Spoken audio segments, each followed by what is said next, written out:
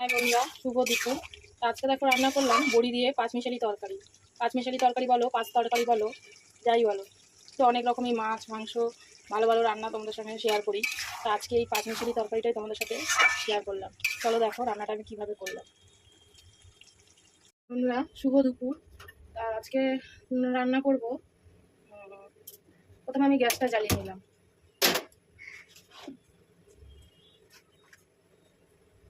তেল দিয়ে দিলাম একটু বেশি করেই, বড়িটাও ভাজা হয়ে যাবে, তরকারিটাও হয়ে যাবে। একটু লবণ দিয়ে দিলাম তেলের মধ্যে, সামান্য চিনি দিয়ে দিলাম। এবার আমি বড়িগুলো ভেজে নেব।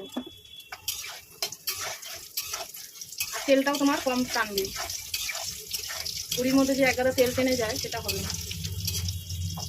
দেখো কড়াইতে তেল দেখলে বুঝতেই পারছো কতটা তেল টেনেছে। বড়িগুলো সব তুলে নিলাম, ভাজা হয়ে গেছে। দিলাম পাঁচফোড়ন, ফোড়ন, একটু পেঁয়াজ কুচি,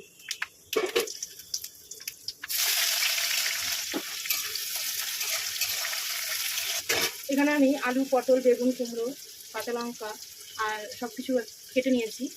এখানে একসঙ্গে ভেজে নেবো। কালকে দুটো আলু সিদ্ধ ছিল, আলু সিদ্ধগুলো এর মধ্যে দিয়ে কষিয়ে নেবো। এটা নষ্ট করে কী হবে।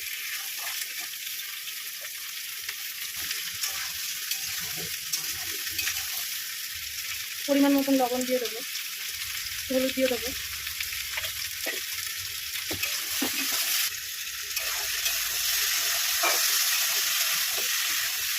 জল দিয়ে দিলাম।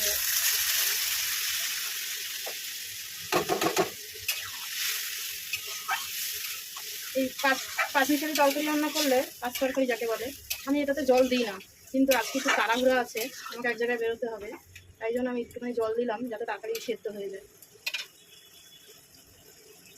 কম আঁচ করে ঢাকা দিয়ে রান্না করলেই এই সবজি সেদ্ধ হয়ে যায়। কিন্তু কিছু করার নেই বন্ধুরা, সেই সময়টা আমার কাছে এখন নেই। ঢাকা দিয়ে দিলাম।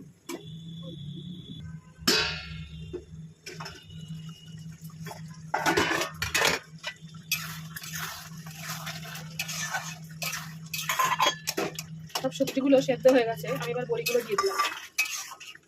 ধনেপাতা দিয়ে দিলাম একটু,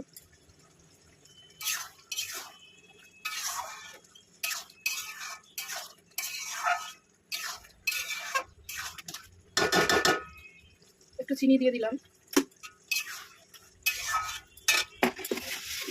তরকারিতে মিষ্টি দিলে স্বাদের ব্যালেন্সটা ঠিকঠাক থাকে, ঠিক হয়।